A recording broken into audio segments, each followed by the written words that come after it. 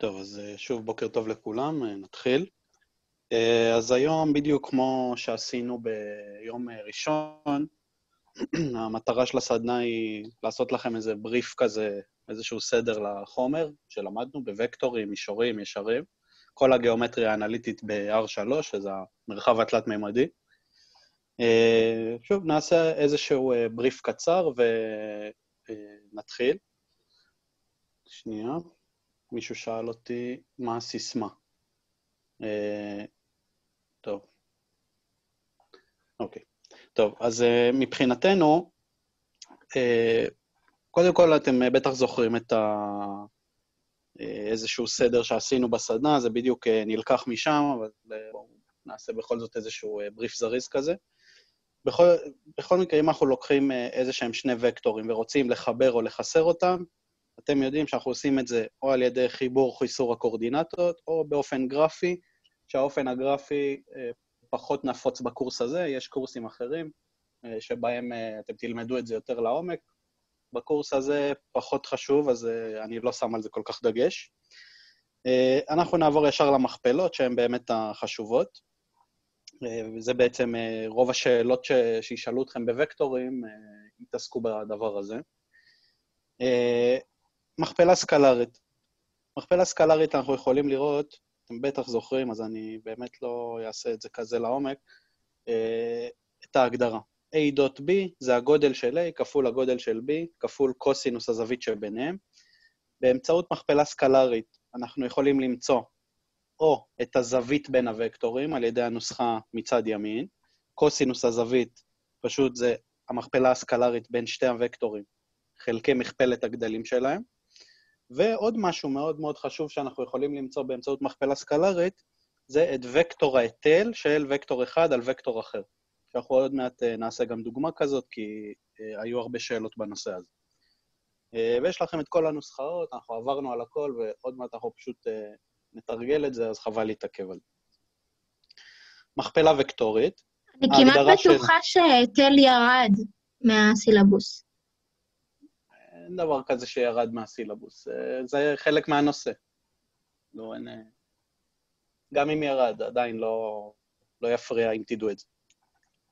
זה לא שאתם עכשיו בתור מהנדסים לא צריכים לדעת מה זה היטל של שני וקטורים. זה לא מונע את זה. מכפלה וקטורית, ההגדרה זה A קרוס B, זה מכפלת הגדלים כפול סינוס הזווית שביניהם. את המכפלה הוקטורית אנחנו מוצאים על ידי הדטרמיננטה בעצם, שאת הדטרמיננטה אתם בטח כבר זוכרים, בטח תרגלתם, וגם נתרגל היום. בעצם מה המכפלה הוקטורית נותנת? גם שני דברים. אם אני עושה מכפלה וקטורית, אני כרגע עכשיו מסתכל על הסקיצה מצד שמאל. אם אני עושה מכפלה וקטורית A קרוס B, אני משתמש בכלל יד ימין, לוקח את היד שלי על וקטור B, ומזיז אותה כלפי וקטור B, עם יד ימין.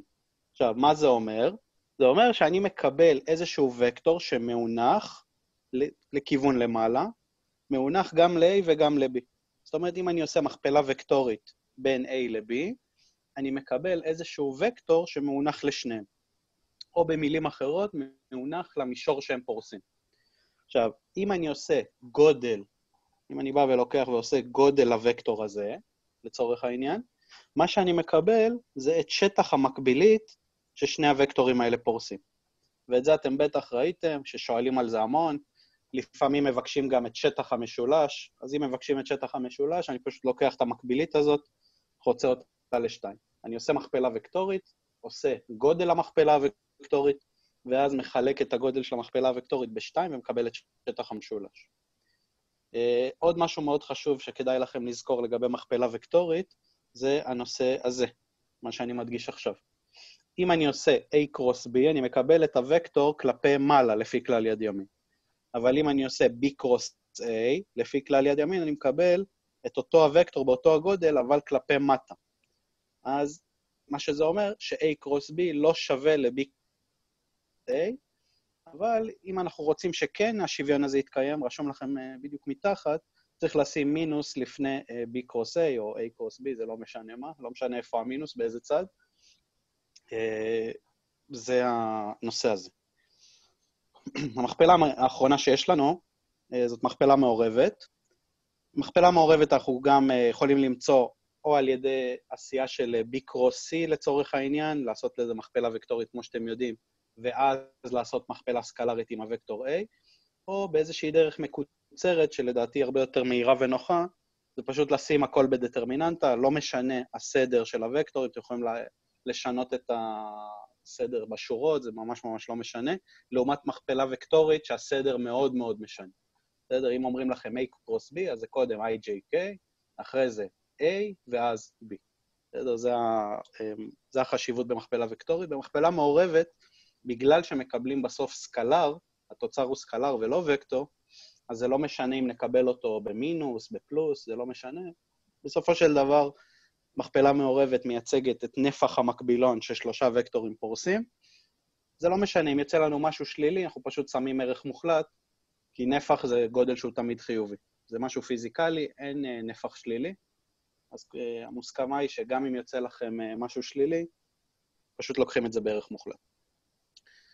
סיכום האפסים שרשום לכם למטה, זה משהו שלדעתי אתם חייבים לזכור בעל פה, וגם אם יעירו אתכם באמצע הלילה, ישאלו אתכם מה קורה שמכפלה מעורבת שווה 0, אתם חייבים לדקלם ששלושת הוקטורים קופלנריים. קופלנריים זה נמצאים על אותו מישור. אם מכפלה סקלרית שווה ל-0, זה אומר שהווקטורים מאונחים זה לזה. אם מכפלה וקטורית 0, זה אומר ששני הוקטורים מקבילים זה לזה. תזכרו, זה באמת, אני לא חושב שיש סיכוי שלא ישאלו אתכם שאלה, שתצטרכו להשתמש במשהו כזה. אני לא מכיר מבחן שלא שאלו על זה לפחות פעם אחת, משהו שצריך להשתמש באיזשהו סוג של מכפלה, ולראות מה קורה שהיא שווה ל-0, או שישאלו אתכם על איזה שהם מצבים הדדיים בין וקטורים, בין ישרים, בין מישורים, ולא צריך להשתמש בזה. תמיד אתם צריכים את זה, תלמדו את זה בעל פה. נעבור לישרים ומישורים. כמו שאתם רואים, הבריף הזה הוא מאוד מהיר, מאוד קצר, כי אני רוצה שבאמת נספיק את כל התרגילים שהבאתי. אז מה זה בכלל ישר? לעומת וקטור שיש לו איזושהי התחלה ואיזשהו סוף, ישר זה איזשהו כיוון במרחב שאין לו סוף, יש לו אין סוף נקודות עליו. בעצם איזשהו קו פעולה במרחב. איך אנחנו מגדירים ישר? באמצעות איזושהי נקודת אחיזה, למשל הנקודה הזאת שאני מסמן פה, ואיזשהו וקטור, כמו הוקטור האדום. אם אני לוקח איזושהי נקודה ואיזשהו וקטור, אני יכול להגדיר ישר במרחב, ויש לנו שתי דרכים להציג אותו. או ההצגה הפרמטרית, שאתם יכולים לראות את הדוגמה שלה פה, x שווה x0 פלוס mt, y שווה y0 פלוס nt, וכך הלאה, או בעזרת הצגה קנונית. בדרך כלל, ייתנו לכם את ההצגה הקנונית, ואתם תצטרכו לעשות איזושהי המרה חזרה להצגה פרמטרית, אנחנו גם נתרגל את זה היום. עכשיו, אני גם כתבתי לכם כמה שאלות היום, והבנתי למה משתמשים בהצגה הקנונית, כי פשוט בלתי אפשרי לרשום בוורד את ההצגה הפרמטרית כמו שצריך, זה פשוט ממש לא נוח, לעומת ההצגה הקנונית שתוך שנייה רושמים. אז לדעתי זאת הסיבה שכל הזמן נותנים לכם את ההצגה הקנונית. אז בואו נעבור הלאה. אלא אם כן יש למישהו שאלות. אוקיי. אז מישור זה איזשהו גוף דו-מימדי, מישור זה משהו שהוא דו-מימדי, כמו השולחן שאתם עכשיו כותבים עליו, או המחברת, או לא משנה מה. זה איזשהו גוף דו-מימדי, אבל הגוף הדו-מימדי הזה נמצא בעולם התלת-מימדי. לכן אנחנו מייצגים אותו על ידי איזושהי משוואה, אם תשימו לב, שיש לה 3 רכיבים עיקריים, של x, y ו-z, ואיזושהי תוספת d. ax פלוס by פלוס cz פלוס d שווה ל-0, כל מישור במרחב ניתן לייצוג על ידי המשוואה הזאת. עכשיו, הקורדינטות שמקדמות את x, y ו-z, ה-a, b ו-c האלה, זה בעצם הוקטור שמאונח לכל נקודה וכל וקטור במישור, שנקרא נורמל. עכשיו, ה-D הזה זה בעצם איזשהו גורם שמאפשר לנו להבדיל בין שתי מישורים מקבילים.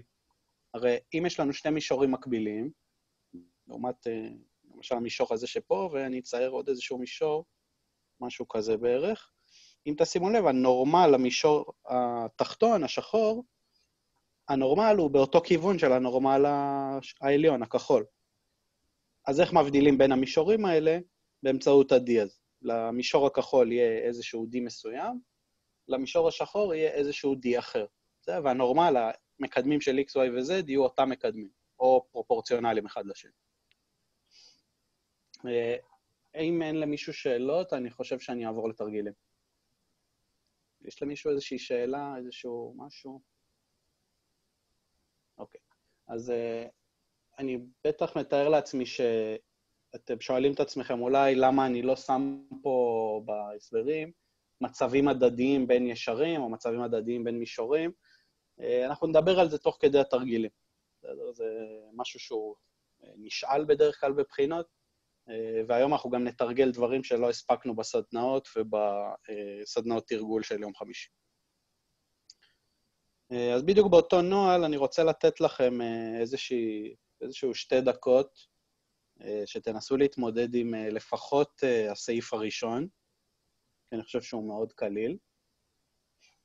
אז קחו לכם 1-2 ותנסו להתמודד עם השאלה הזאת, שאלה באמת לא קשה. זה מתוך סימולציה שעשיתי בסדנה לפני 2 סמסטרים, סימולציה לבוחן אמצע. אז קחו לכם 2 דקות, תפתרו ונפתור ביחד.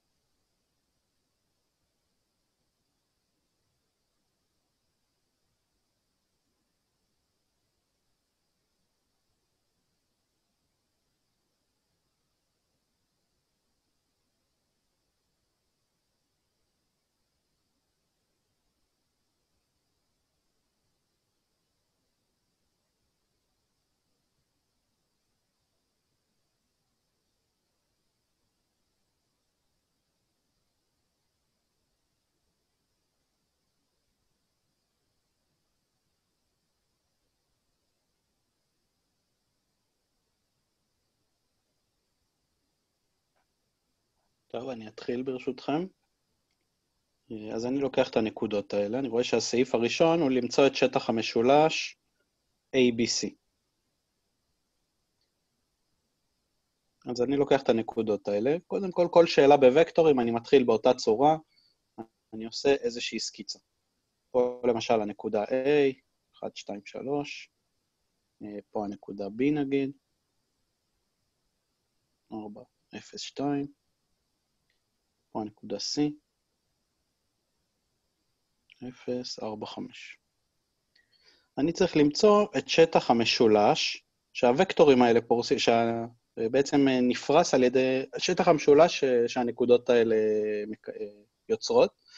אני רק אזיז את זה, כי זה נראה קצת שווה שוקיים כזה, עוד שזה לא באמת משנה. עכשיו, איך אני אעשה את הדבר הזה?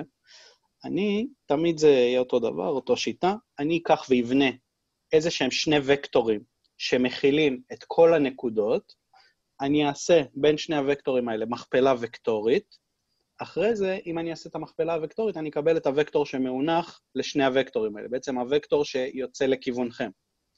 עכשיו, אם אני אעשה גודל הוקטור הזה, אני אקבל את שטח המקבילית שנפרסת על ידי 2 הוקטורים. מה שאני אעשה, אני אחלק את זה ב2. אז זאת האסטרטגיה, זה תמיד מה שיהיה, וזה מה שנעשה גם. אז אני בונה את 2 הוקטורים האלה, לצורך העניין, A, B ו-AC. אז הוקטור AB זה הקורדינטת B פחות A. סליחה. אז יש לנו 4 פחות 1, 0 פחות 2, ו-2 פחות 3, זה הוקטור AB. והוקטור AC זה C פחות A, זה מינוס 1, 2, 2. עכשיו, מה שאני הולך לעשות, הפעולה הבאה, זה לעשות מכפלה וקטורית בין AB ל-AC.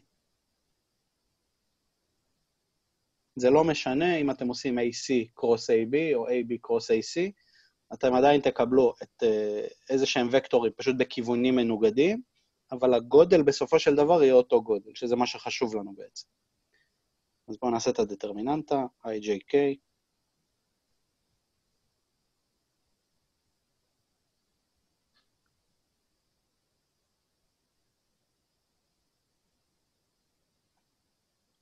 ולא לשכוח את הכוכבית מעל ה-J.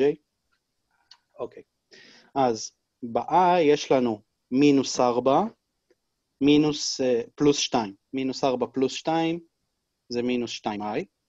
אם יש לי איזושהי טעות חישוב, אז תהיו איתי ותטריעו לי. לא שוכח את המינוס. יש לנו 6 מינוס 1. אז זה מינוס 5j. ב-k יש לנו 6 מינוס 2. מינוס 4k. אז הוקטור שמאונח בעצם לשני הוקטורים האלה. שומע, אחי? כן. 4K? סליחה? זה פלוס 4K. פלוס 4K, נכון. יש לנו 6 פחות 2, זה באמת פלוס 4K. אוקיי, אז יש לנו מינוס 2, מינוס 5 ו-4. זה הנורמל בעצם לשני הוקטורים האלה. עכשיו אני אלך ויעשה לו גודל. אז הגודל של AB קרוס AC, זה שורש של 2 בריבוע, פלוס 5 בריבוע, פלוס 4 בריבוע. יש לנו 4 פלוס 25, פלוס 16, זה 45 אם אני לא טועה. שנייה, אני רק אבדוק. כן, זה 45. אז שורש 45. ואפשר לרשום את זה גם כשורש 9 כפול 5. ואז זה 3 שורש 5. למרות שלא חייב, אתם יכולים להשאיר את זה גם שורש 45, אין עם זה בעיה. עכשיו מה אני צריך לעשות? אם אני צריך את שטח המשולש, אז מה שמצאתי פה זה שטח המקבילית שנפרסת. מה שאני הולך לעשות עכשיו, זה בעצם לחלק את זה בשתיים. אז שטח משולש ABC, זה הגודל AB קרוס AC, חלקי 2, שזה 3 שורש 5 חלקי 2. לדעתי זה סעיף מאוד קליל, ככה לפתוח את הבוקר בסבבה. מה סעיף הבא? מצאו וקטור יחידה, המאונח למישור בו נמצא משולש ABC. מה זה בכלל וקטור יחידה? מישהו יכול להגיד לי, להזכיר לי? מה זה וקטור יחידה? 3/1. סליחה? האורך 3/1. האורך 3/1. האורך שלו שווה 1, נכון. בעצם מה שווקטור יחידה מייצג, זה רק את הכיוון של הוקטור. הרי אם יש לנו איזשהו וקטור, לא משנה איזה, הוא מורכב משני גדלים בעצם. הגודל שלו והכיוון שלו, זה גודל וכיוון. וקטור יחידה זה החלק הזה שפה עם הכובע, הוא מייצג אך ורק את הכיוון, לווקטור, הכיוון של הוקטור שמאונח למישור הזה. עכשיו, יש לנו כבר את הוקטור שמאונח למישור, נכון? אנחנו מצאנו את הנורמל למישור, שזה מינוס 2, מינוס 5 ו-4. מה שאנחנו נצטרך לעשות כדי למצוא את הוקטור יחידה הזה, זה לקחת את הוקטור עצמו, ולחלק אותו בגודל שלו. בסדר? אתם מבינים מה השלב הבא שאני הולך לעשות?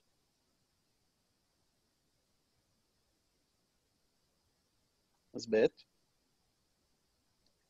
נמצא וקטור יחידה, כיוון, לנורמל, למישור שמצאנו סעיף א'. אז אני לוקח את הנורמל למישור, שהוא מצאנו מינוס 2, מינוס 5 ו-4, ומה שאני אעשה לו זה בעצם נרמול. אני הולך לנרמל את הוקטור הזה. גם את הגודל שלו, דרך אגב, יש לי כבר, שזה ה3 שורש 5 שמצאנו.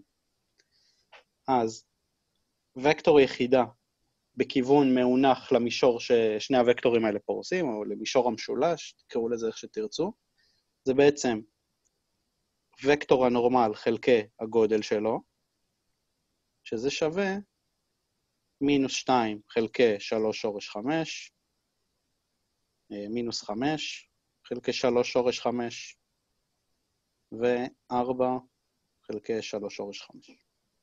ואפשר לסדר את זה עוד קצת אלגברית, אבל זה לא כזה קריטי.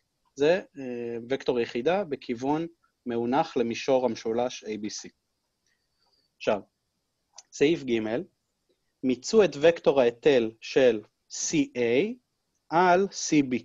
זאת אומרת, אני צריך למצוא פה עוד איזה שהם שני וקטורים, ולמצוא את וקטור ההיטל של וקטור אחד על השני. אנחנו נזכיר את הנושא הזה.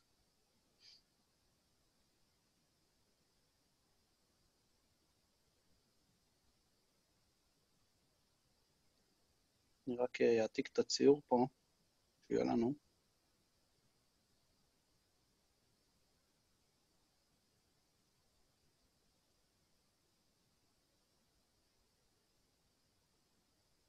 אוקיי. אז אני קודם כל צריך למצוא את שני הוקטורים, CA ו-CB. אני אצייר אותם בצבע ורוד, שקצת לא יפריע לנו הציור הקודם. הוקטור CA זה הוקטור הזה, והוקטור CB זה הוקטור הזה. עכשיו, מה אנחנו צריכים למצוא בעצם? את ההיטל של וקטור CA על CB.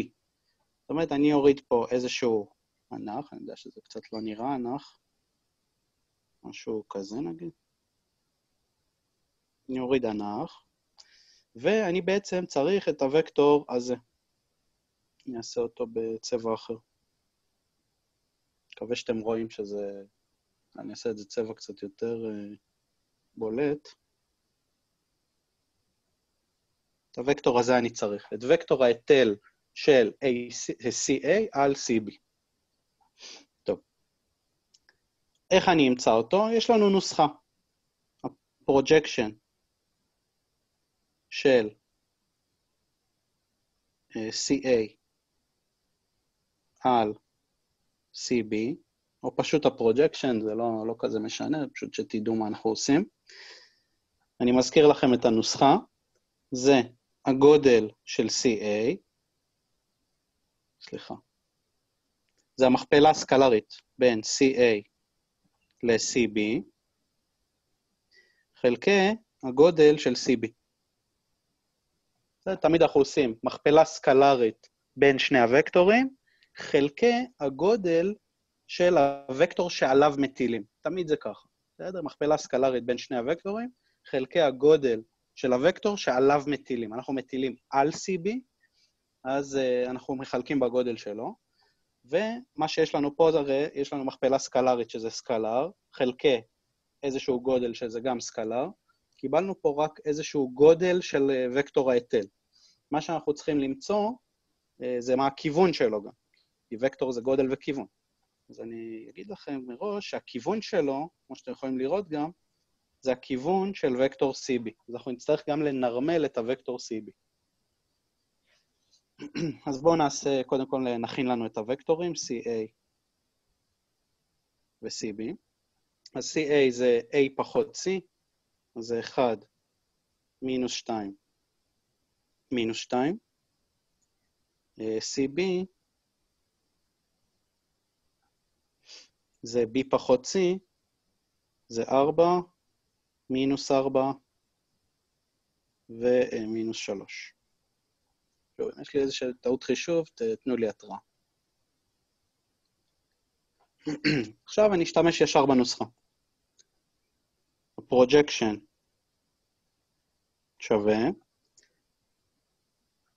1 מינוס 2 מינוס 2, דוט 4 מינוס 4 מינוס 3, חלקי הגודל של CB, שזה שורש של 16 פלוס 16 פלוס 9. כפול, בואו נכין לנו בצד גם את CB המנורמל. ה-CB המנורמל, זה בעצם שנייה, אני נמצא את הגודל, 16 פלוס 16 פלוס 9, זה יוצא איזה שורש מגעיל לדעתי, זה שנייה, אני אעשה במחשבון, שורש 41. אפשר לחשב את זה גם בראש, אבל אין לנו כל כך זמן. שורש 41, אז CB, כיוון זה פשוט הוקטור עצמו, חלקי הגודל שלו, 4 חלקי שורש 41, מינוס 4 חלקי שורש 41, ומינוס 3 חלקי שורש 41. אז אני אסדר לכם את זה שזה יותר נורמלי. אז את הדבר הזה אני הולך להכפיל את הגודל שאנחנו הולכים לקבל בפרוג'קשן כפול הוקטור הזה,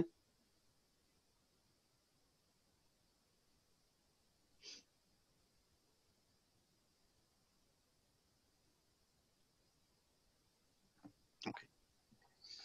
בואו נעשה את המכפלה הסקלרית. 1 כפול 4 זה 4, פלוס 8, פלוס 6, חלקי שורש 41, כפול הוקטור הזה, סלחו לי שאני קצת עצלן.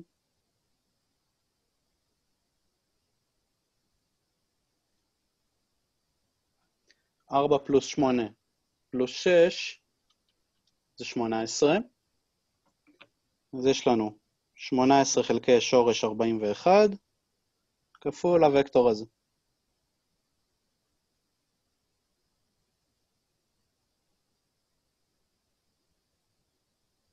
אז מי שרוצה יכול לעשות את המכפלה הזאת, כי יש לנו סקלר כפול וקטור. המספרים פה, כמו שאתם רואים, לא יצאו כל כך יפים, אבל זה לא משנה. בכל מקרה, מה שקיבלנו פה זה את וקטור הפרוג'קשן, וקטור ההיטל של CA על CB. יש למישהו שאלות לגבי הסעיף הזה? אם לא, אני אמשיך הלאה. סעיף ד', אני אעתיק אותו רע. מיצו את הזווית בין המישור בו נמצא משולש ABC, ובין הישר L שנתון פה, בצורה פרמטרית. איך לימדו אתכם שמוצאים זווית בין ישר למישור? לימדו אתכם?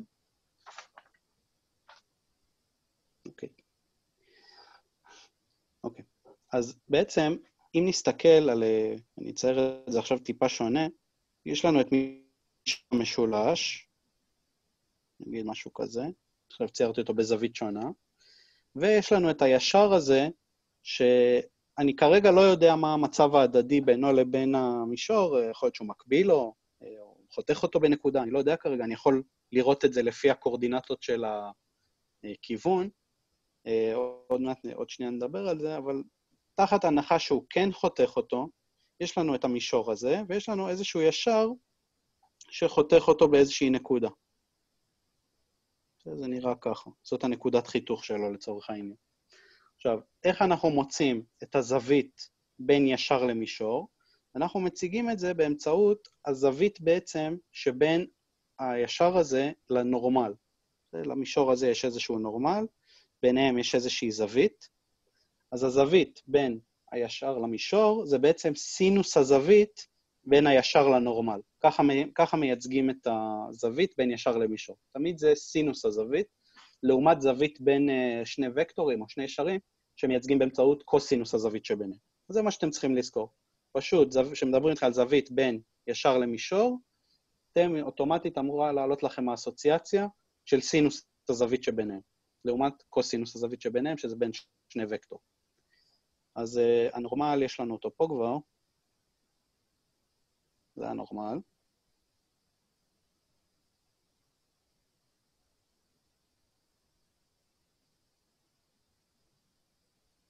איתן, איך נשאר על ההתחלה אמרת שהם נחתכים? אוקיי. אם אני מסתכל על הנורמל המישור הזה, אתה רואה שהקורדינטות הן מינוס 2, מינוס 5 ו-4. עכשיו, אם הם היו, הרי בין מישור לישר יכול להיות לי רק שתי מצבים, או שהם מקבילים, או שהם נחתכים. כי תחשוב, מספיק, נגיד יש לי איזשהו מישור, ויש לי איזשהו ישר מקביל לו, הם לא יחתכו לעולם. מספיק שאני נותן את הזווית הכי קטנה, לא משנה מה, מתישהו באינסוף אפילו, הם יחתכו. בסדר? כי ישר זה משהו אינסופי, וגם מישור זה משהו אינסופי. אז בין ישר למישור יש רק שני מצבים, או נחתכים או מקבילים. בואו נראה אם הם מקבילים. הרי אם הם מקבילים, מה צריך להיות? שהמכפלה הסקלרית בין הנורמל לבין הישר תהיה שווה 0. אתה מסכים איתי? נגיד יש לי את המישור הזה ואיזשהו ישר מקביל, אז הנורמל בהכרח מאונח לו. אז אני אעשה מכפלה סקלרית בין הכיוון לבין הנורמל. אם זה יצא 0, אז הם לא נחתכים, ואז הזווית ביניהם היא פשוט 90. בסדר? בכל מקרה אנחנו נקבל את זה גם מהאלגברה ככה, אבל סתם לצורך העניין לבדיקה, אני אעשה את הנורמל דוט הכיוון של הישר. מה הכיוון של הישר בכיוון X? 0. 0. אם לא רשום לכם כלום, אם לא רשום לכם T, סימן שהכיוון בכיוון X הוא 0. אז יש לנו 0, 1, 2. אז יש לנו פה 0, מינוס 5, פלוס 8, זה שווה 3, זה לא שווה 0, זה אומר שהזווית ביניהם היא לא 90, והם נחתכים. אז ככה אתם עושים את הבדיקה. נרשום לכם בדיקה שהישר לא מקביל.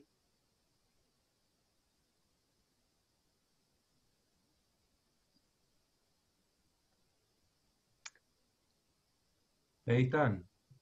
כן. אני רק לא הבנתי של הנורמל של איזה וקטור הוא. הנורמל, אנחנו מדברים פה בשאלה על הזווית בין המישור לבין הישר. המישור זה המישור שדיברנו עליו עד עכשיו, של המשולש הזה. לצורך העניין, מה שציירתי פה זה המשולש, ABC. אז את הנורמל שלו מצאנו כבר, עשינו את המכפלה הוקטורית בין AB ל-AC, והישר הזה, אני יודע שהוא נחתך איתו, אז אנחנו עכשיו נמצא את הזווית שביניהם, שזה בעצם הזווית בין הישר למישור.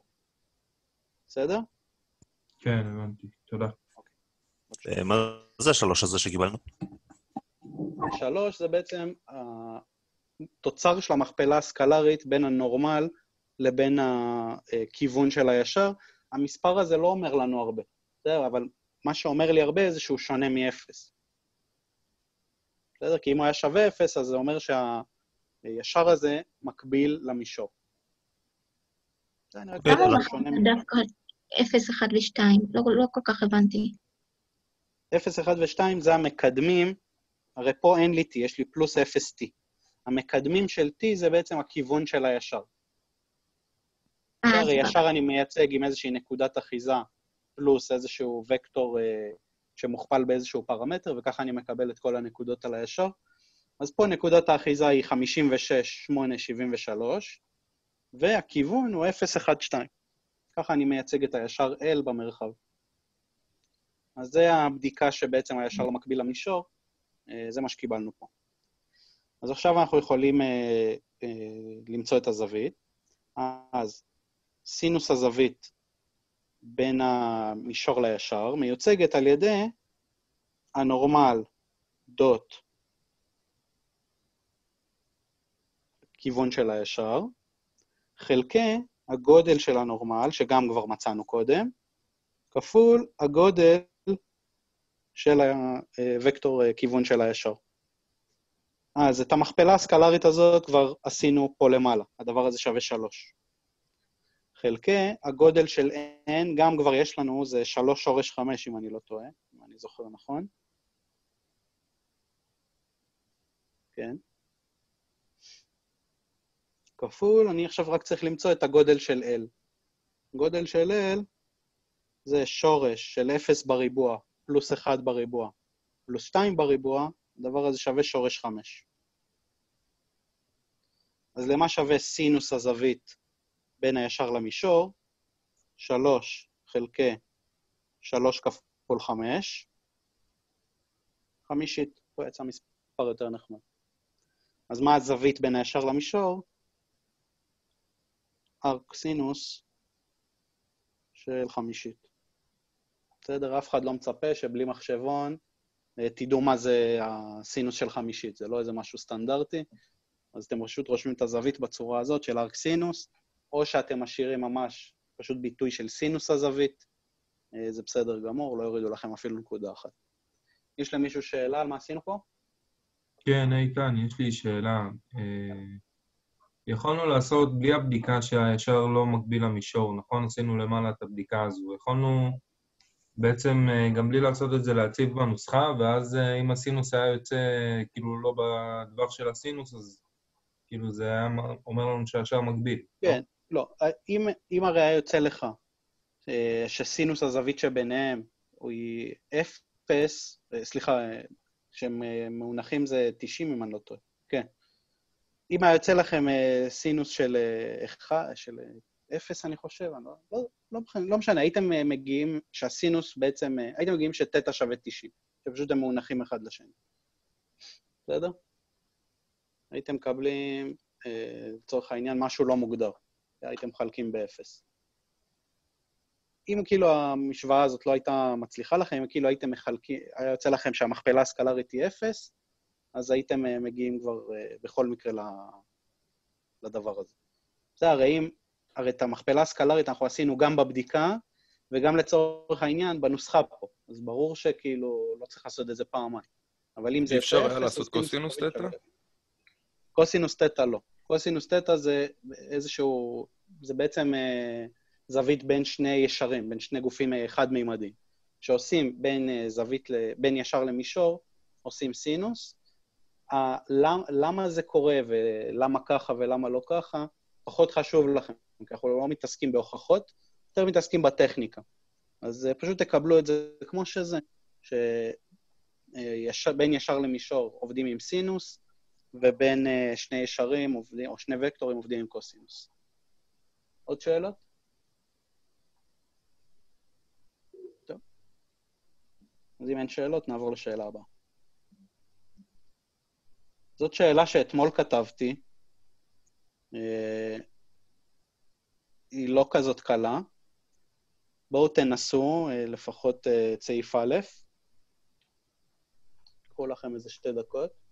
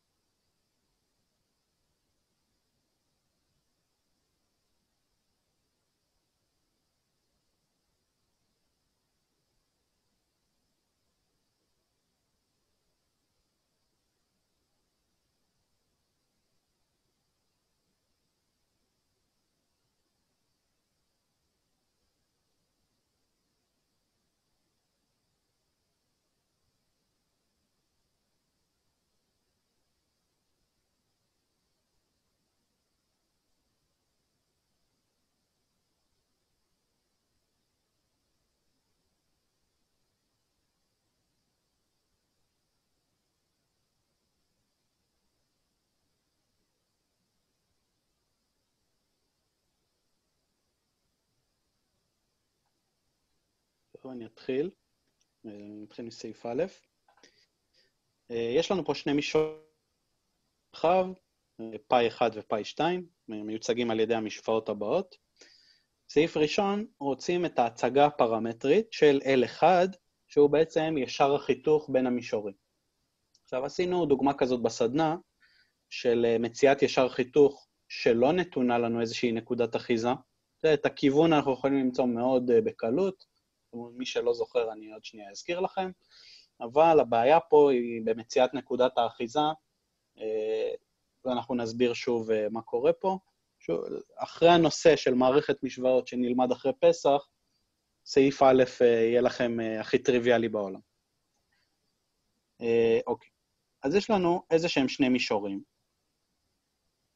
מישור האדום,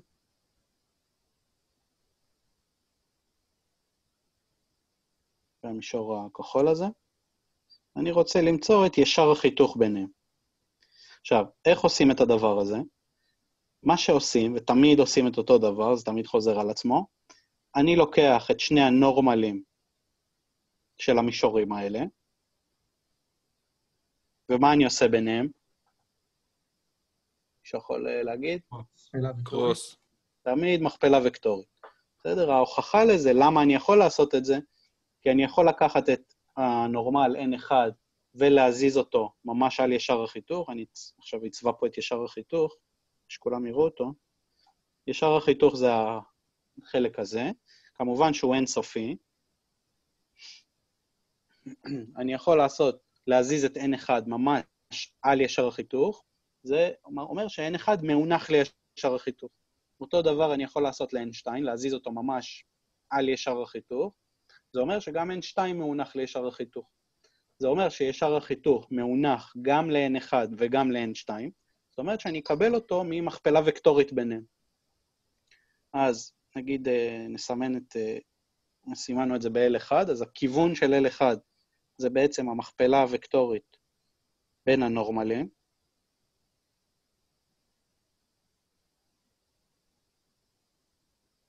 והנורמלים של N1 זה 2, 3, 1. המקדמים של X, Y ו-Z. והנורמל לפאי 2 זה 1, 1, 1. לא לשכוח, כוכבית מעל ה-G. נעשה את המכפלה הוקטורית הזאת. יש לנו 3 מינוס 1, זה 2i, מינוס. 2 מינוס 1 זה מינוס j, וב-k יש לנו 2 מינוס 3 זה מינוס k. אז הכיוון של ישר החיתוך זה 2 מינוס 1 מינוס 1. או 1 בסוף. 2, לא, בסדר. אוקיי. עכשיו, איך מוצאים איזושהי נקודת חיתוך? הרי כשאנחנו לוקחים ורוצים למצוא איזושהי נקודת חיתוך בין שתי פונקציות, במקרה הזה הפונקציות האלה הם מישורים במרחב, אנחנו משווים ביניהם. עכשיו, אם אנחנו ניקח ונשווה את שני המישורים האלה, אתם יכולים לראות שיש לנו שתי משוואות בשלושה נעלמים. נרשום לכם את זה שיהיה יותר ברור. 2x פלוס 3y פלוס z, יש שם פלוס 1 שווה 0, ו-x פלוס y פלוס z שווה 0. יש לנו פה מערכת משוואות של שתי משוואות בשלושה נעלמים. למערכת משוואות הזאת, שיש לנו יותר נעלמים ממשוואות, יש אינסוף פתרונות אפשריים. עכשיו, בגלל שיש לנו אינסוף פתרונות אפשריים, ובסדנה אני הראיתי את זה ממש גיאומטרית, איך זה קורה הדבר הזה, אתם מוזמנים אחרי זה להיכנס ליוטיוב ולראות. מה זה אומר שיש לי אינסוף נקודות? זאת אומרת שכל אחד מהערכים x, y ו-z מקבל איזשהו ערך שרירותי שבא לכם לפחות פעם אחת. אבל מה שזה גורר, ששני הנעלמים האחרים מקבלים ערכים אחרים. זה לאו דווקא שנגיד אני אסמן שרירותית את z שווה 0, ואז x ו-y גם יקבלו משהו שבא לנו פתאום שהיא. אנחנו מסמנים איזשהו נעלם אחד שרירותית, את השתיים האחרים אנחנו נקבל בעצם מהתוצאה של המערכת משוואות הזאת. אז תמיד הכי מקובל זה לסמן משהו בתור 0. זה יכול להיות כאילו כל מספר שתרצו. הכי נוח לנו תמיד זה להיפטר מאיזשהו נעלם על ידי הצבה של 0. זה גם מה שאני אעשה פה. מסמן z שווה 0. הרי אני יודע, יש לי אינסוף נקודות, באחת מתוך האינסוף האלה, z שווה 0, באחת ויחידה. עכשיו אני אפתור את המערכת הזאת כאשר z שווה 0. אז 2x פלוס 3y שווה מינוס 1, ו-x פלוס y שווה 0. מפה אני מקבל ש-x שווה מינוס y. אז יש לי מינוס 2y פלוס 3y שווה מינוס 1. אנחנו מקבלים ש-y שווה מינוס 1. בגלל ש-x שווה מינוס y, אנחנו מקבלים ש-x שווה 1. אז הנקודת אחיזה שלנו בעצם, זה x, y ו-z שקבענו שרירותית, ועכשיו אני יכול לכתוב את ההצגה הפרמטרית של ישר החיתוך בין שתי המישורים האלה. אז L1, עכשיו זה מיוצג בצורה פרמטרית, ה-X שווה 1 פלוס 2T, Y שווה מינוס 1 מינוס T, ו-Z שווה פשוט מינוס T, כי הנקודת האחיזה קבענו שהיא 0, והכיוון שלו בכיוון Z זה מינוס 1. אז זה ההצגה הפרמטרית של ישר החיתוך בין שני המישורים האלה. יש למישהו שאלה על מה שעשינו פה? איתן, אם אתה מוצא בשתי משוואות שיש יחס כלשהו שאתה יכול לחבר או להחסיר ולבטל משתנה אחד, אין בעיה. עדיין אתה צריך לרשום שאחד מהם שווה ל-0? אין בעיה. בעצם כשאתה עושה את הפעולה הזאת, אתה עדיין בסופו של דבר צריך, הרי אם היינו מחסרים את שתי המשוואות האלה והיינו כביכול נפטרים מ-Z או משהו כזה, עדיין Z צריך לקבל איזשהו ערך. אז היית מחסיר ביניהם, מקבל איזושהי משוואה אחת עם שתי נעלמים, עדיין הדבר הזה הוא בעל אינסוף פתרונות. אתה מסכים שאם היינו מחסרים את שתי המשוואות האלה, היינו מקבלים איזושהי משוואה אחת עם X ו-Y? כן. אז עדיין יש לזה אינסוף פתרונות, יש לנו משוואה אחת עם שתי נעלמים, יותר נעלמים מפתרונות, זה אינסוף פתרונות, עדיין היינו צריכים לבוא ולהגיד שאיזשהו מספר שווה למשהו שרירותית. כמו שאמרתי, הנושא הזה יהיה לכם הכי טריוויאלי בעולם, אחרי שנלמד מערכת משוואות. אנחנו נחקור את זה הכי לעומק בעולם, למה קורים הדברים האלה, למה אפשר לעשות את זה. ודרך אגב, הפעולה הזאת של חיסור משוואות אחת מהשנייה, זה משהו שעושים, משהו שתמיד עושים, ומשהו שאנחנו נעשה גם, כל מיני פעולות בין משוואות, אבל בצורה של מטריצות, אתם תראו את זה, זה יהיה לכם מאוד מאוד קל אחרי שתבינו פה מקום. אז אני עובר לסעיף ב', אם אין עוד שאלות.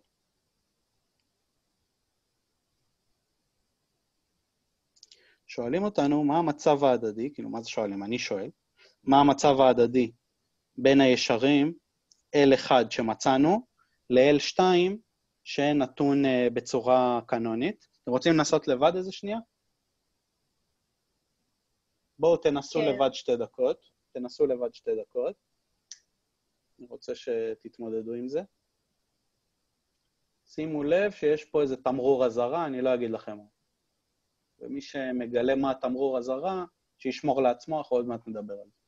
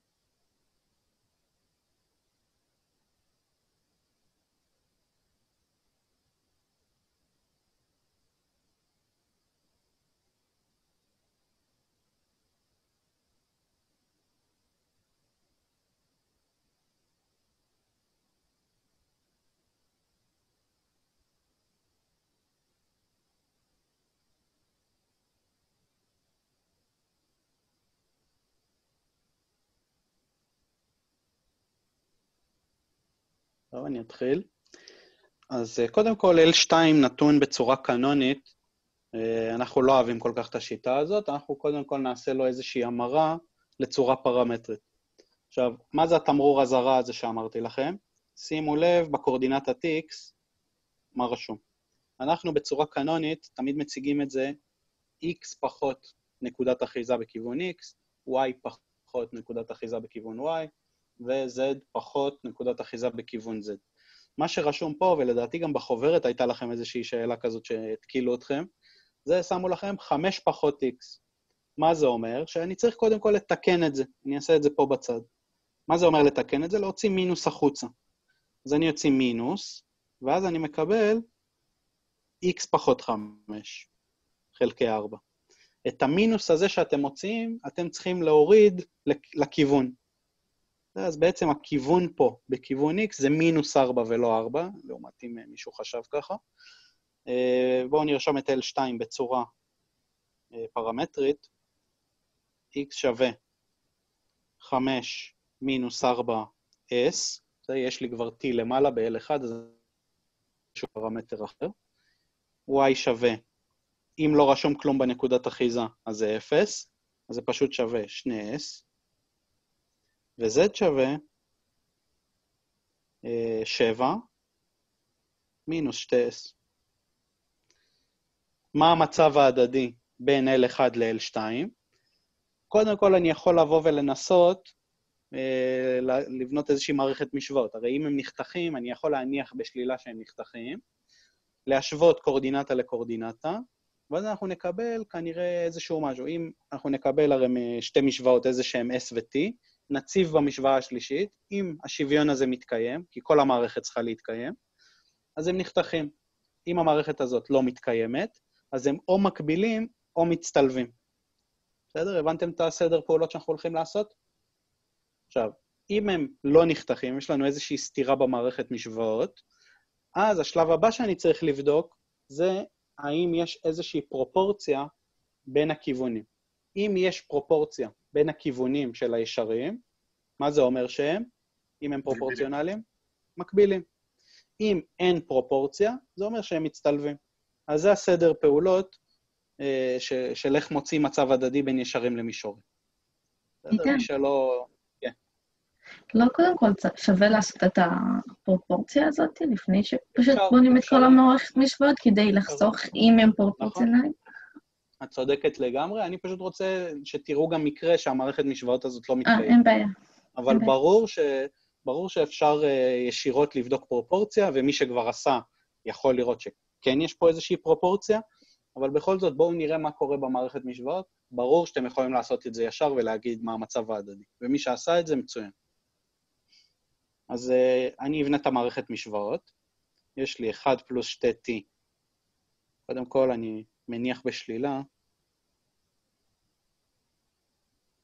שנחתכים. אני מניח בשלילה שהם נחתכים, אז אני מניח שהם נחתכים, אני משווה אותם, אני אמור לקבל איזשהו פסוק אמת. 5 מינוס 4s, מינוס 1 מינוס t שווה 2s, ומינוס t שווה 7 מינוס 2s. אז מה שאני אעשה, אני אשתמש פה במשוואה הזאת, אני מגלה ש-t שווה מינוס 7 פלוס 2s. את ה-t הזה אני אציב במשוואה השנייה. אני אציב את זה פה. אז אני מקבל מינוס 1 מינוס t, שזה 7 מינוס 2s, שווה 2s. אז מה שאני מקבל, סליחה שזה קצת לא מסודר, 4s שווה 6. אנחנו מקבלים ש-s שווה 6 רבעים, שזה 1.5. זה s. אחרי זה אני אסדר לכם את זה שיהיה יותר ברור ויותר נחמד. עכשיו, את ה-s הזה, אני עכשיו יכול למצוא את t. אז t שלנו, אני עובר פה למטה, זה מינוס 7, פלוס 2 כפול 1.5, זה פלוס 3, אז זה שווה מינוס 4. עכשיו, מה שאני עושה זה מציב במשוואה הראשונה, כדי לבדוק אם מתקבל לי פסוק אמת. יש לי t, יש לי s, אני יכול לעשות את זה. אז 1 פלוס 2 כפול מינוס 4, האם זה שווה ל-5 מינוס 4 כפול 3 חצאים. אז 1 מינוס 8 זה מינוס 7, האם אתה שווה ל-5 מינוס 6. נכון? זה יוצא 6.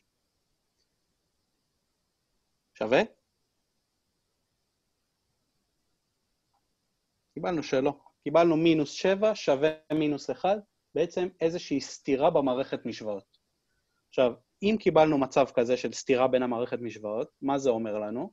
שמצאנו איזשהם x ו-y שכן יש ביניהם איזושהי חפיפה, סליחה, איזשהם z ו-y, אבל ב-X שהצבנו, פתאום הם לא נחתכים. זה אומר שהם או מצטלבים או מקבילים. עכשיו, איך אנחנו מוצאים? קודם כל, הרבה יותר קל לנו לבדוק שהם מקבילים מאשר שהם מצטלבים. מה שאני אעשה, אני אבדוק אם יש פרופורציה בין הכיוונים שלהם. מה זה אומר פרופורציה? הרי אם יש לי וקטור כיוון אחד של L1 לצורך העניין, ואיזשהו וקטור אחר של L2, אם הם מקבילים, הם פרופורציונליים אחד לשני. הם לא חייבים להיות ממש אותו וקטור, אותו גודל, אבל הם יכולים להיות פרופורציונליים, כלומר באותו כיוון פחות או יותר. לא פחות או יותר, בדיוק באותו כיוון. אז אני אעשה פרופורציה. אז 2 חלקי מינוס 4, הכיוון של L1 בכיוון X חלקי הכיוון של L2 בכיוון X, צריך להיות שווה למינוס 1 חלקי 2, וצריך להיות גם שווה למינוס 1 חלקי מינוס 2. האם זה שווה? כל האגפים פה שווים? לא. לא, נכון? יש לנו פה איזושהי טעות לדעתי. לא, זה חצי, מינוס חצי שווה למינוס חצי שווה לחצי, זה לא הגיוני. כן. לא, אז כנראה פספסתי פה, כי זה אמור להיות מקבילי. לא נורא, אני אתקן את זה אחרי זה, אבל בסדר, אם יצא לנו ככה, אז כנראה שהם מצטלבים. בסדר? היה אמור לצאת שכולם הם חצאים, אבל כנראה, כולם מינוס חצי. אבל לדעתי לא טעינו פה בחישוב, אלא יותר טעיתי בפתרון שלי שעשיתי בראש, אבל לא משנה. בסדר? אם הם היו, כל הכיוונים שלנו היו, אם כל הכיוונים היו שווים, כל הפרופורציה הזאת, מינוס חצי שווה מינוס חצי שווה מינוס חצי, היינו מקבלים פה שבאמת הם מקבילים, וזה מה שהיה אמור להיות פה, אבל זה שלא יצא, זה לא משנה. בסדר? העיקר שתבינו מה אמור להיות פה ומה צריך להיות. אז זה לא שווה אחד לשני, זה כן שווה, זה לא שווה. אז קיבלנו שהישרים מצטלבים. עכשיו אנחנו נצא להפסקה, ונמשיך בסעיף הבא אחרי ההפסקה. סעיף הבא, אנחנו גם יש לנו ישרים מצטלבים, אבל הפעם אנחנו נעשה את התרגול של למצוא מרחק בין ישרים מצטלבים, שלדעתי לא עשינו בסדנה. בסדר? אז ניפגש ב-37 בדיוק, אני מתחיל. כן. יש לי שאלה. שאלי? יצא לי משהו מוזר בתרגיל הזה בסעיף ב', כאילו כן יצא לי פסוק אמת. יצא לי שהצבתי את ה-T ואת ה-S שקיבלנו, ויצא לי שנגיד 3 שווה ל-3, אז כנראה שיש לך טעות חישוב אפשר. אוקיי.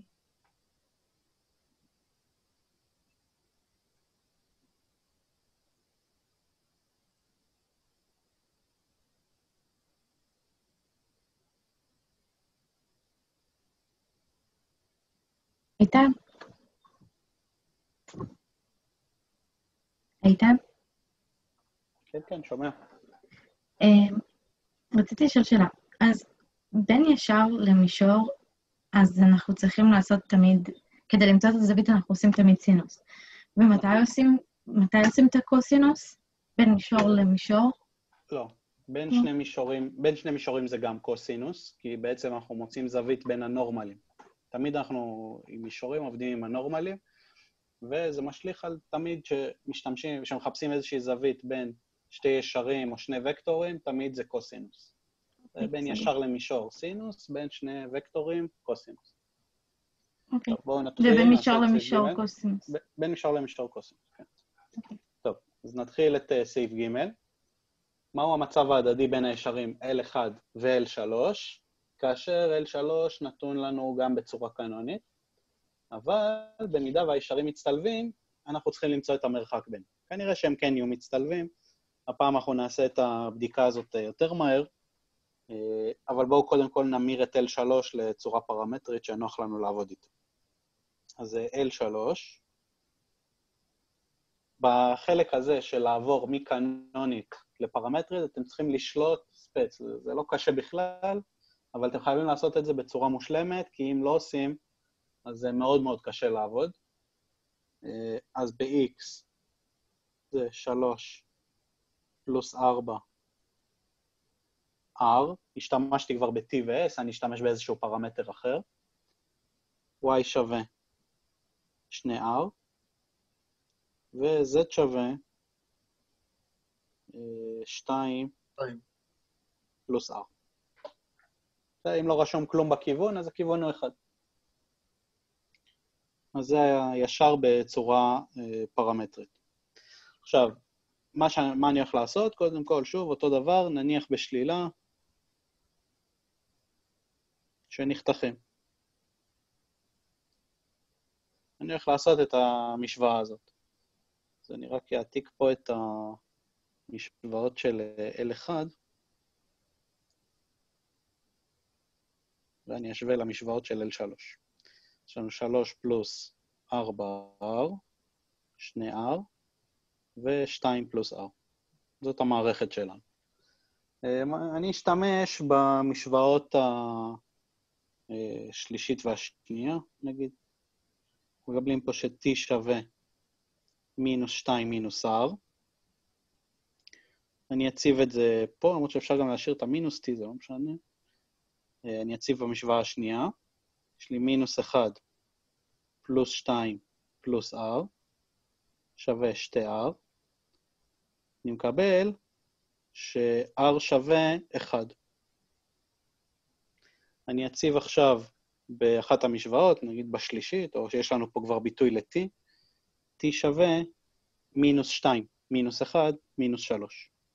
עכשיו נציב במשוואה הראשונה, אנחנו מקבלים ב-T 1 מינוס 6, 1 פלוס 2 כפול מינוס 3, שווה 3 כפול, 3 פלוס 4 כפול 1. אנחנו מקבלים פה 1 מינוס 6 זה מינוס 5, כמובן פה צריך לשים סימן שאלה, כי אנחנו לא יודעים אם שווה, ופה 7. אנחנו מקבלים שוב איזושהי סתירה במערכת משוואות, זאת אומרת, הישרים האלה או מקבילים או מצטלבים. עכשיו, בואו נסתכל רגע על הפרופורציה. 2 חלקי 4, האם זה שווה למינוס 1 חלקי 2? האם זה שווה למינוס 1 חלקי 1? לא שווה, נכון? פה בראשון קיבלנו חצי, מינוס חצי ומינוס 1, הקורדינטות ממש ממש לא פרופורציונליות אחת לשנייה, לכן בהכרח הישרים האלה מצטלבים. עכשיו, אנחנו צריכים למצוא את המרחק ביניהם. נעשה את זה באיזשהו ציור כזה.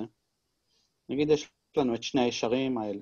זה הישר L1 לצורך העניין, וזה הישר L2 לצורך העניין. אני מקווה שאתם מצליחים, אפילו שזה בדו-מימד, קצת לדמיין את זה.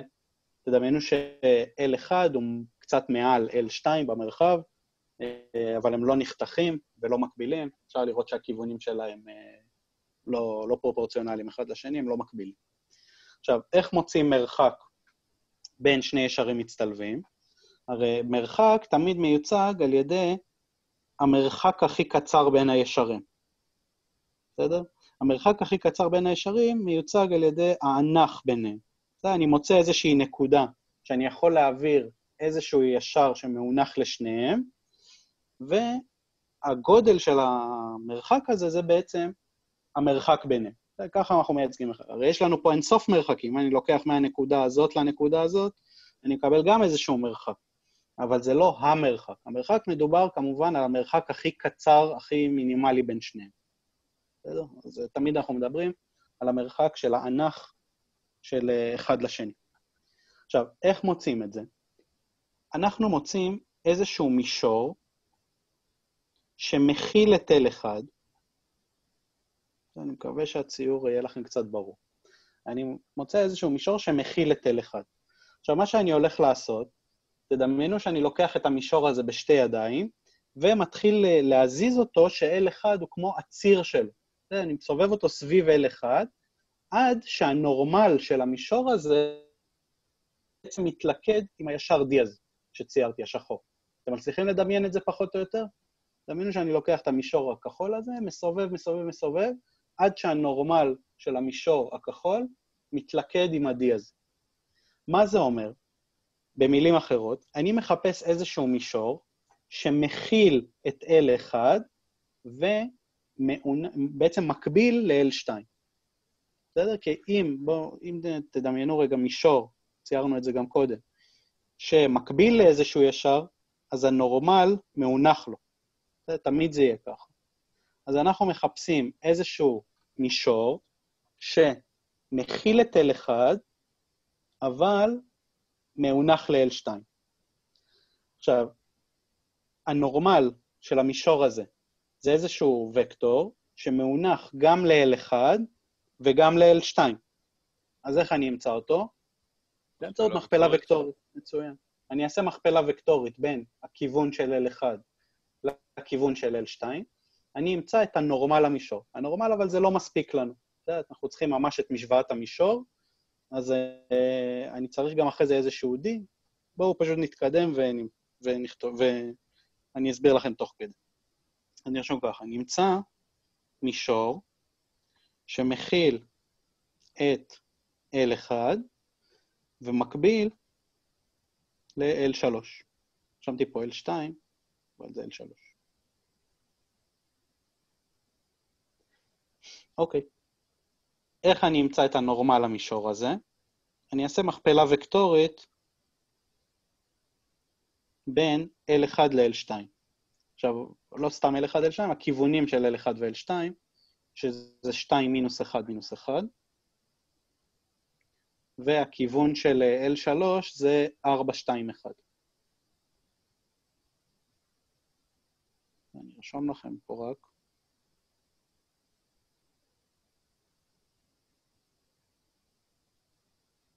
אחרי זה תבינו מה עשינו. אז ככה אני מוצא את הנורמל למישור. בואו נעשה את המכפלה הוקטורית. בכיוון I יש לנו מינוס 1 פלוס 2, אז זה I, מינוס. יש לנו 2 פלוס 4, זה מינוס 6J. אם יש לי טעות חישוב, תגידו לי. ב-K יש לנו 4 פלוס 4, אז זה פלוס 8K. אז זה בעצם הנורמל למישור הזה.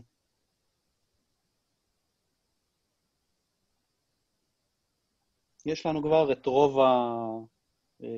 רוב מה שאנחנו צריכים בשביל לכתוב את משוואת המישור. יש לנו כבר את A, B ו-C. עכשיו, איך אני אמצא את משוואת המישור כולה? ואני מזכיר לכם שמשוואת המישור עכשיו זה X, מינוס 6Y פלוס 8Z, פלוס איזשהו D, כדי להבדיל אותו משאר המישורים שמקבילים לו במרחב. איך אני אמצא את ה-D הזה? אני אציב איזושהי נקודה שאני יודע שהיא בוודאות נמצאת על המישור. מישהו יכול לחשוב על איזושהי נקודה כזאת? רגע, נראה לי שג'יי זה 6. נקודה של הישר L1. מה אמר? כי דיברתם ביחד, לא שמעתי. נראה לי שג'יי זה פלוס 6. בואו נראה, יש לנו, ה-J הוא כבר אוטומטית מקבל מינוס, בגלל שהוא J. אוקיי. אז יש לנו... אז זה... בסדר עכשיו? אוקיי. אז אני אציב, כמו שאמרתם פה, את הנקודת אחיזה של L1 שאני יודע אותה. נקודת אחיזה של L1 זה 1 מינוס 1, 0. נציב את נקודת האחיזה של L1, שהיא מינוס 1, 1, 0. נכון? או שטעיתי פה? 1 מינוס 1, 0. אוקיי. נציב במשוואת המישור. אז יש לנו 1 פלוס 6 פלוס 8 כפול 0 פלוס D שווה 0. קיבלנו פה ש-D שווה מינוס 7. נכון? עכשיו אני יכול לרשום את כל משוואת המישור שמכיל את L1, כי אם יש לי איזשהו ישר שמכיל את המישור, אז קודם כל הנורמל מאונח לו, ויש איזושהי נקודה משותפת. בסדר? כי מספיק שיש לי שהנורמל למישור מאונח לכיוון של הישר, ויש לי נקודה אחת משותפת, זה אומר לי בהכרח ש-L1 מוכל במישור הזה. אז המשוואה של מישור שמכיל את L1 ומקביל ל-L2, זה X מינוס 6Y פלוס 8Z מינוס 7 שווה 0. עכשיו, אחרי שמצאתי את משוואת המישור הזה, אתם בטח זוכרים איזושהי נוסחה למציאת מרחק בין נקודה למישור. אני מזכיר לכם, אם יש לכם איזשהו מישור במרחב, ויש איזושהי נקודה סתם צפה לה במרחב, אני יכול למצוא את המרחק הזה ביניהם מאוד בקלות, על ידי איזושהי נוסחה. בסדר? נוסחה של איזושהי נקודה בין משוואה, בין מרחק בין נקודה למישור, נגיד הנקודה הזאת זה x0, y0, z0, אני מוצא על ידי הנוסחה הבאה, אני לוקח את הגודל של a x0 פלוס b y0 פלוס c z0 פלוס d, חלקי הגודל של הנורמל. אתם זוכרים את זה? אתם זוכרים את הנוסחה הזאת? למדתם אותה? חושב שלא למדנו אותה. למדנו אותה, איתן, אבל... קורמן לימד אותנו גם נוסחה של ישרים מצטלבים כאילו. כן, יש נוסחה של אורך של מכפלה מעורבת, חלקי כן, יכול להיות. אתם יכולים לעשות גם בשיטה הזאת, זה בסדר גמור. הוא לימד אותה, הוא פשוט אמר לנו שהוא לא מחייב להשתמש בה או משהו כזה. לדעתי, הרבה יותר קל לראות את זה בצורה הזאת. שוב, יש גם את השיטה הזאת, מה שהוא לימד אתכם. אני דווקא מבסוט שהוא לימד אתכם עוד שיטה. ככה אתם יכולים לראות כמה שיטות שונות ולקחת מה שבאמת נראה לכם הרבה יותר קל. עכשיו, זה מעולה, כי אז יש לכם כמה זוויות. אם הייתי מראה לכם בדיוק את מה שהוא לימד אתכם, אז לא נראה לי היינו כל כך יוצאים מפה בצורה אפקטיבית.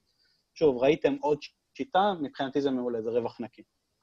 עכשיו, הנוסחה הזאת, מה שרשמתי לכם פה, זה איזושהי נוסחה, זו נוסחה סקלרית, פשוט לוקחים ומציבים את הקורדינטות של הנקודה במשוואת המישור, עושים לזה ערך מוחלט, ומחלקים בגודל של הנורמל למישור. וככה אני מוצא את ה-D הזה מרחק בין נקודה למישור. אני אשתמש בנקודה הזאת בדיוק בציור הזה.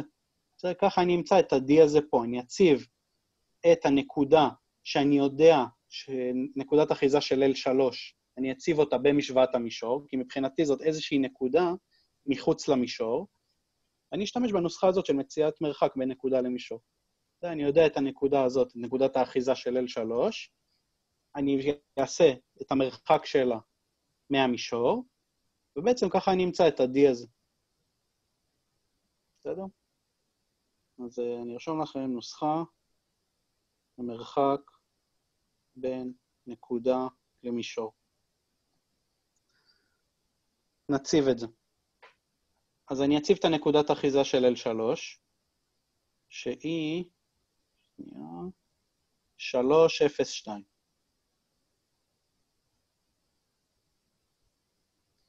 אז יש לנו 3 מינוס 6 כפול 0, פלוס 8 כפול 2, מינוס 7, זה הנוסחה של המישור, חלקי הגודל של הנורמל, שזה שורש של 1 בריבוע, פלוס 6 בריבוע, פלוס 8 בריבוע, כבר נראה למה זה שווה. אז יש לנו 3 מינוס 0, פלוס 16, אז יש לנו 3 פלוס 16 מינוס 7, זה 12. חלקי הגודל זה 1 פלוס 36 פלוס 64, זה יוצא לי שורש 101.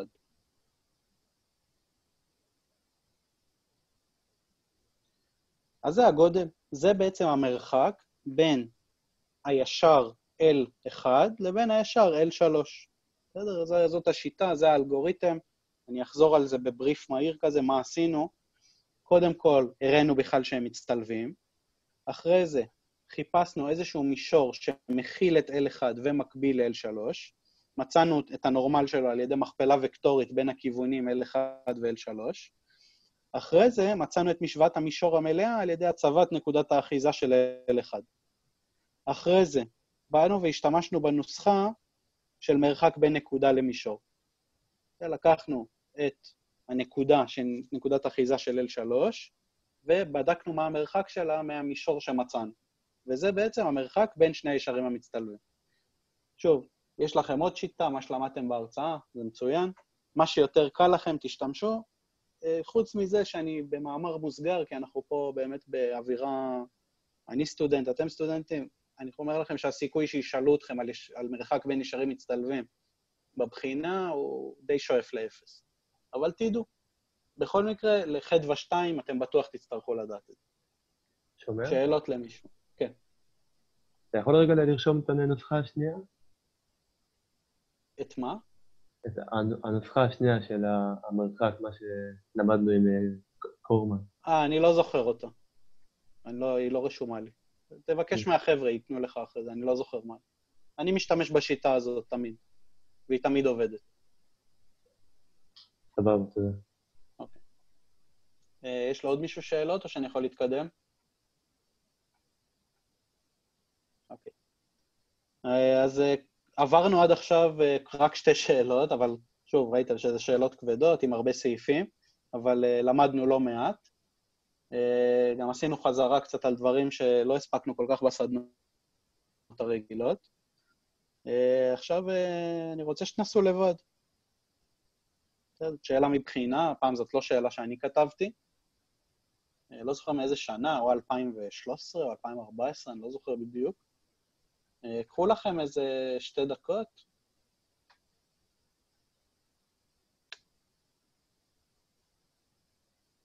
לכו על זה.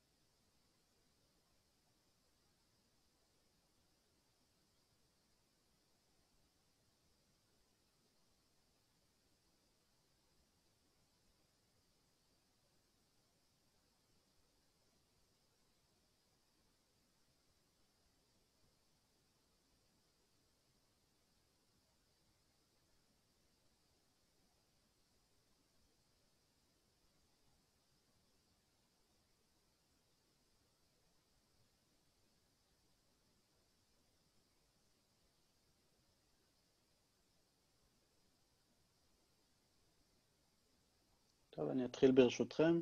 מי ששם לב, כבר רשמתי את L2 בצורה פרמטרית.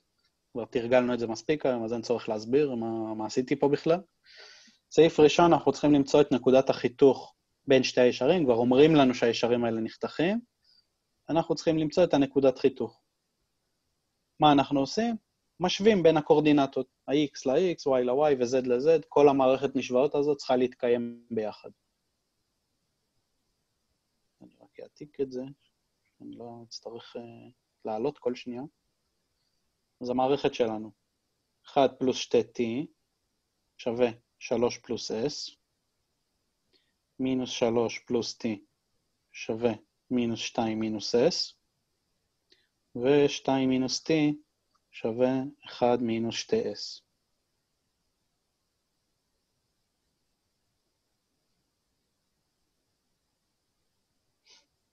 אני אבודד מפה את t, זה לא באמת משנה. t שווה מינוס 2 פלוס 3 זה 1 מינוס s. אני אציב במשוואה השלישית. אז יש לנו 2 מינוס 1 פלוס s שווה 1 מינוס 2s. אנחנו מקבלים 3s שווה 0. אנחנו מקבלים ש-s שווה 0. עכשיו אני אמצא את t, כי יש לי כבר ביטוי ל-t למעלה. t שווה 1. עכשיו אני אציב את ה-t ו-s שמצאתי במשוואה הראשונה. היא אמורה להתקיים, כי כבר אומרים לנו שהם נחתכים. אז 1 פלוס 2 כפול 1 שווה 3 פלוס 0. זה שווה אחד לשני? 3 שווה 3. אז אנחנו יודעים כבר שהנקודת חיתוך בקורדינטת x 3. עכשיו נמצא את y, אתם יכולים להציב או בישר הראשון או בישר השני, זה לא משנה, את ה-t ו-s. נראה לי יותר קל להציב ש-s שווה 0, כי אז ישר רואים את התשובות. ב-y זה מינוס 2, אני הצבתי פה, ובמשוואה השלישית, ב-z, z שווה 1. זאת נקודת החיתוך. זה מאוד מאוד קל. סעיף שני, מצא את משוואת המישור, המכיל את שני הישרים. איך אני אמצא את הדבר הזה?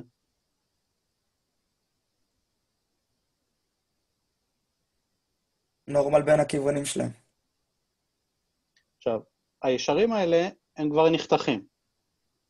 זה אנחנו יודעים שהם נחתכים. זה אומר שאני יכול למצוא איזשהו מישור, אני אצייר אותו בצבע כזה, מישור שבעצם מכיל את שניהם. איך אני אעשה את זה? אני פשוט אעשה מכפלה וקטורית בין הכיוונים שלהם. בסדר? מה ההבדל בין השאלה הקודמת שעשינו, גם מכפלה וקטורית? אנחנו ידענו לפני זה שהם מצטלבים. זאת אומרת שהם לא מכילים איזשהו מישור ביניהם. אבל שני ישרים נחתכים תמיד פורסים איזשהו מישור. זה תמיד תדעו. אז סעיף ב' נמצא את כיוון הנורמל למישור.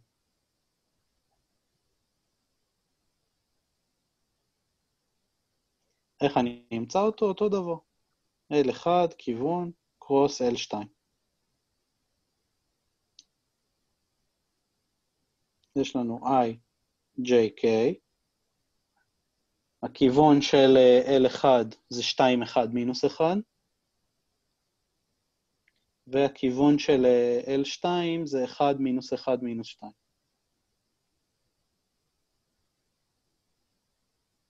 כן.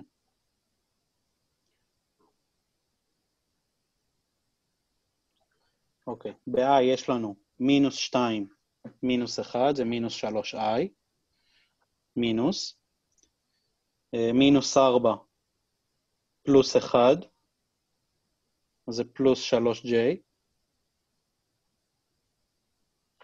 ב-k יש לנו מינוס 2, מינוס 1, זה מינוס 3k.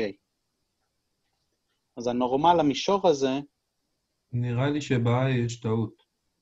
בוא נראה, יש לנו מינוס 2, מינוס 2 פלוס 1, לא, זה מינוס 1. מינוס 2 מינוס 1. שים לב שזה מינוס 1 כפול מינוס 1, אז זה 1, אבל זה במינוס. זה אין טעות. אז זה מינוס 3, 3, מינוס 3. זה הנורמל המישור. בסדר? בדקתם אותי חישובית? אוקיי. אין תגובה, אז אני מאמין שזה כן. עכשיו, בשביל למצוא את הנורמל שמכיל את שניהם, את המישור שמכיל את שניהם, יש לי איזשהו כיוון, איזשהו נורמל, עכשיו אני צריך איזושהי נקודה.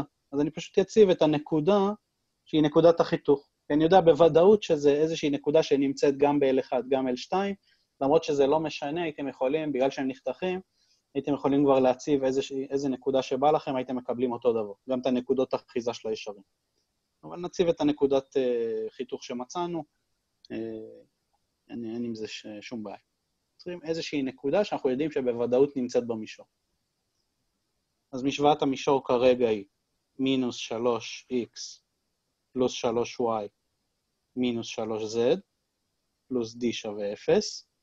נציב את הנקודת חיתוך שמצאנו, את 3 מינוס 2, 1, אז יש לנו מינוס 9, מינוס 6, מינוס 3, פלוס D שווה 0, ואנחנו מקבלים 18, T שווה 18. אז משוואת המישור, מינוס 3x פלוס 3y, מינוס 3z, פלוס 18, שווה 0. אז זאת משוואת המישור. סעיף הבא, המישור שמצאת בסעיף ב' חותך את הצירים x, y ו-z בנקודות a, b ו-c בהתאמה. מצא את שטח המשולש ABC. עכשיו, מה שחשוב שתבינו שה-ABC פה בסעיף הזה, זה לא ה-ABC שהם הקורדינטות של הנורמל. בסדר? זה משהו אחר. הם פשוט השתמשו באותם אותיות, יכול להיות שבאותו סמסטר הם סימנו את הקורדינטות של הנורמל באותיות אחרות. בכל מקרה, זה המצב. גיאומטרית, מה שקורה פה, יש לנו את המערכת צירים שלנו, התלת מימדית. אומרים לנו שהמישור הזה חותך את x, y ו-z באיזה שהם נקודות a, b ו-c. זה נגיד, אם אני אצייר את זה, זה משהו ככה נראה בערך, לא יודע.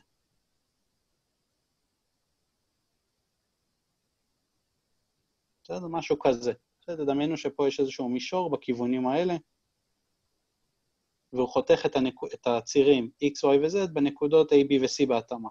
זה a, b ו-c. זה מה שקורה פה. והמישור הכחול הזה זה המישור שמצאנו בסעיף ב'. עכשיו, איך אני אמצא בכלל למה זה a בכלל? הרי מה אני יודע על ציר x בוודאות? על נקודה שנמצאת על ציר x. מה אני יודע לגבי ה-y וה-z שלהם? ה-y וה-z. מעולה. אז אני אקח את משוואת המישור. אני יודע בוודאות שבקורדינטה A, גם הקורדינטת y וגם הקורדינטת z היא 0. לצורך העניין, מה שקורה פה זה איזשהו x0, 0, 0. פה זה 0, y0, z0. וב-C זה איזשהו 0, 0, z 0. זה ככה אני אמצא אותם. לא, יש לי פה איזושהי טעות. פה זה גם 0. אוקיי. אז בואו נמצא את A. אני יציב במשוואת המישור, y שווה 0 ו-z שווה 0. אז יש לי מינוס 3x פלוס 18 שווה 0. אני יודע ש-x0 שווה 6. בסדר? אני יודע ש-a זה 6, 0, 0. נמצא את b. ב-b אני יודע שה-x הוא 0 ו-z הוא 0. אז יש לי בעצם 3y0 פלוס 18 שווה 0. אני יודע ש-y0 שווה מינוס 6. אז b זה 0 מינוס 6, 0. נמצא את z, z0.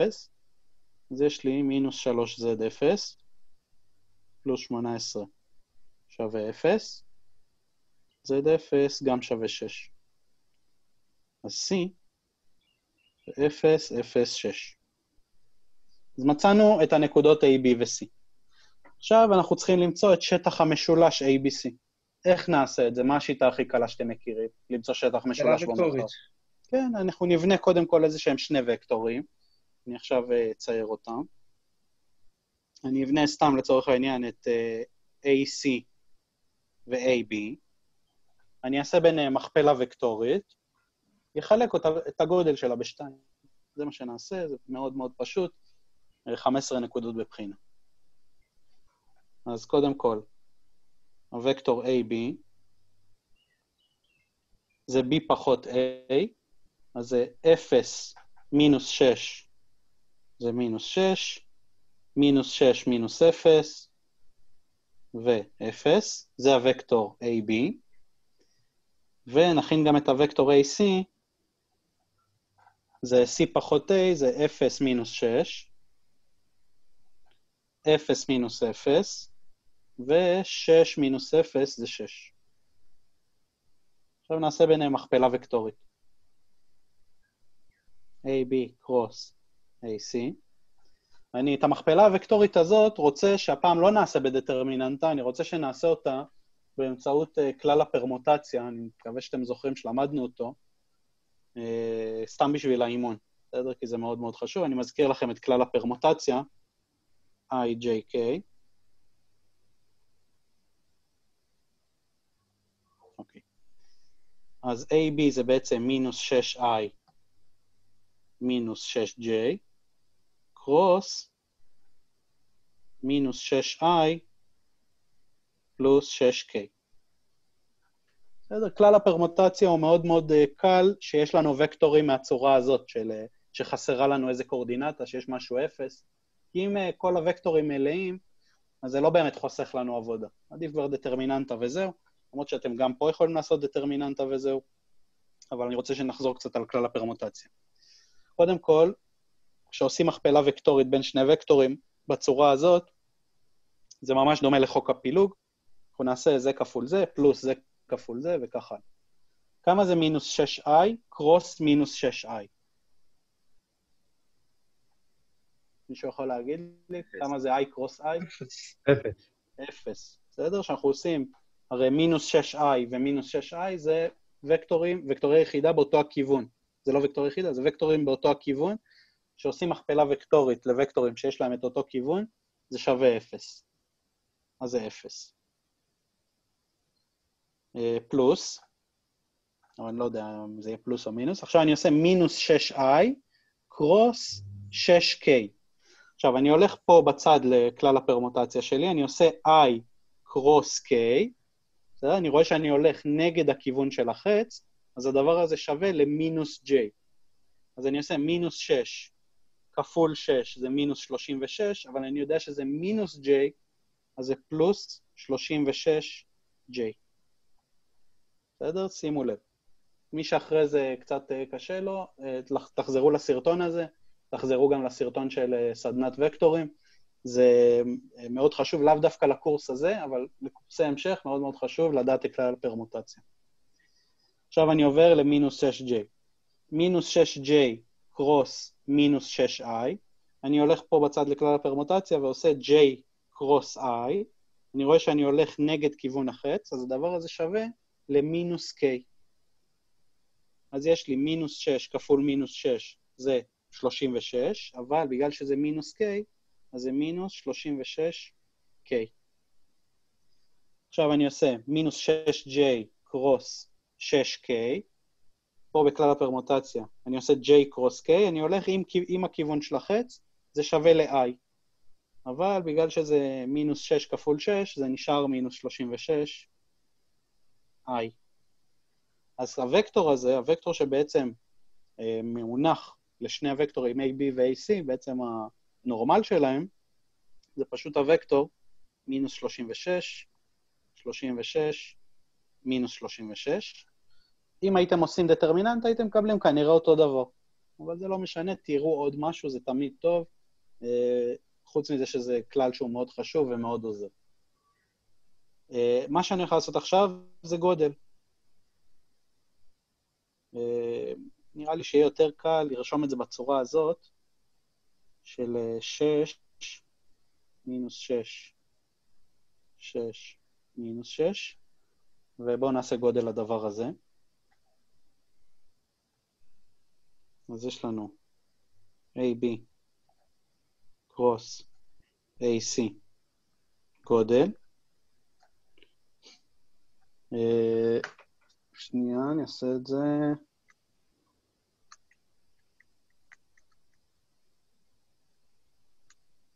איתן, אסור לי פשוט לצמצם ב6? לצמצם פחות, כי אז אנחנו בעצם צמצמת את הגודל, את השטח. בסדר, זה יוצא איזשהו מספר מוזר כזה, אני לא יודע איך הביאו את זה במבחן, יכול להיות שרשמו על הלוח, או שהיה להם מחשבון, אז לא זוכר. אבל יוצא פה, אף אחד לא מצפה שתדעו כמה זה 36 בריבוע, פלוס 36 בריבוע. בכל מקרה, אני אתן לכם ישר את התשובה. 36 שורש 3. אבל אני צריך את שטח המשולש, זה שטח המקבילית. אז שטח המשולש ABC זה שטח המקבילית חלקי 2, שזה 18 שורש 3. בסדר? יש למישהו שאלות?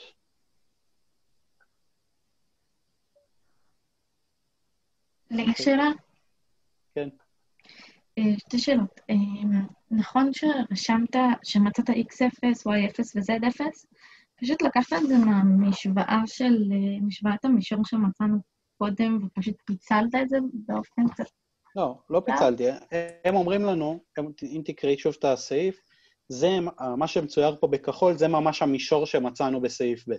אומרים לנו שהוא חותך את הצירים בנקודות A, B ו-C. עכשיו, אנחנו יודעים שחיתוך בצירים, חיתוך בציר X, זה אומר שיש לי איזושהי קורדינטת X, וה-Y שווה 0 ו-Z שווה 0. זאת הנקודה. הבנתי.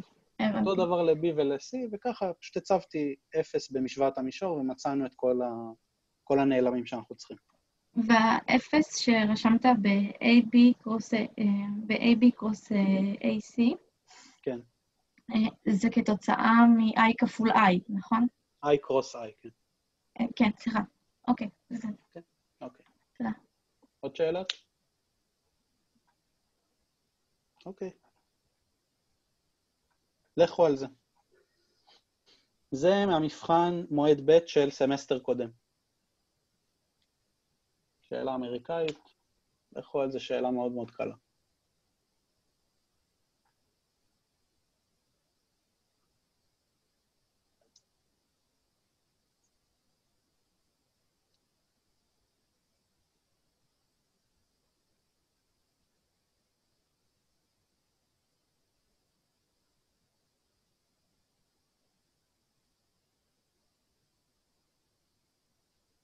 זה פשוט לעבוד לפי הנוסחה, לא?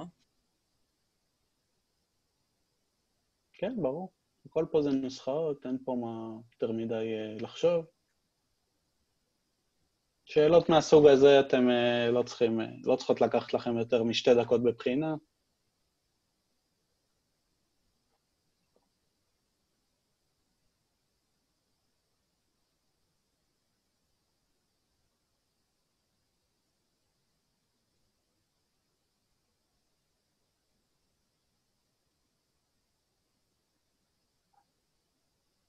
אז אני אתחיל. אנחנו צריכים למצוא את טנגנס הזווית שבין AB ל-AC. עכשיו יש לנו שני וקטורים, A ו-B.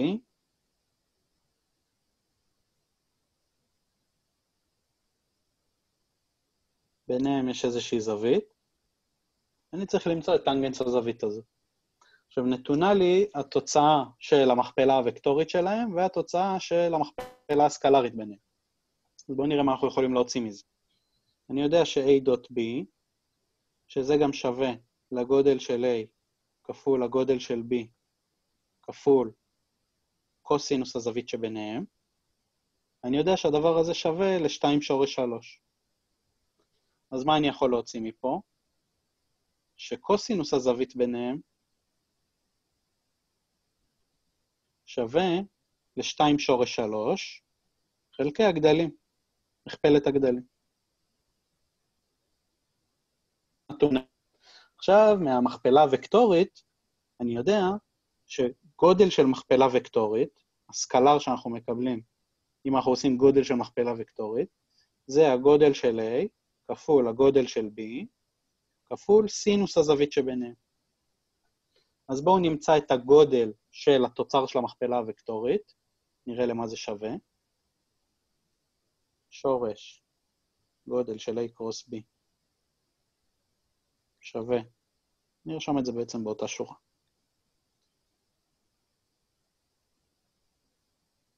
שורש של 1 בריבוע פלוס 1 בריבוע פלוס 1 בריבוע שווה שורש 3.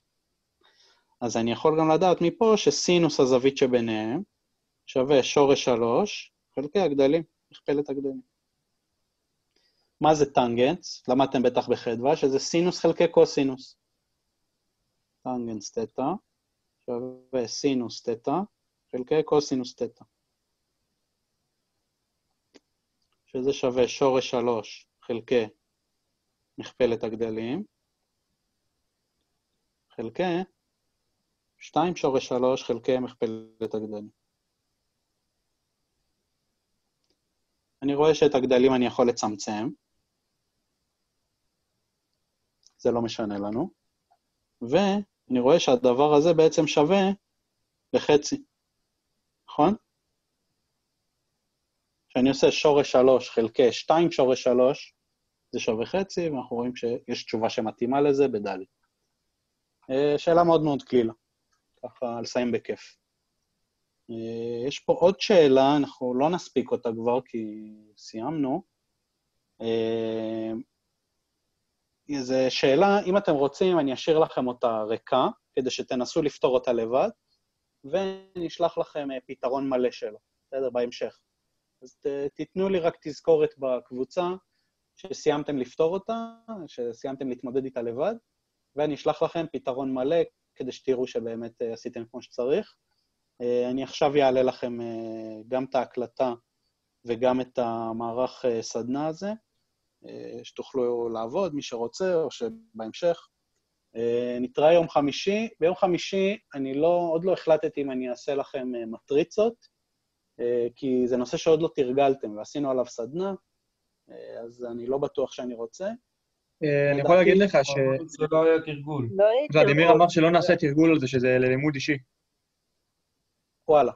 אוקיי, אז תגידו לי מה החלטתם, אם אתם רוצים, אני כן אעשה לכם איזושהי עוד סדנת מטריצות מתקדמת, נקרא לזה ככה, כדי שלא תצטרכו ללמוד את זה באופן אישי, שיהיה לכם איזשהו משהו בכל אופן. אם לא תרצו, וכן תרצו ללמוד את זה לבד, אז נעשה שעתיים של שאלות שלכם. בסדר? כי אני לא רוצה להתקדם בחומר. אפשר שנתחיל קצת מערכת משוואות, אבל לדעתי זה קצת יקדים את זמנו, אני מעדיף שקודם תראו הרצאה בנושא הזה. אז ניפגש יום חמישי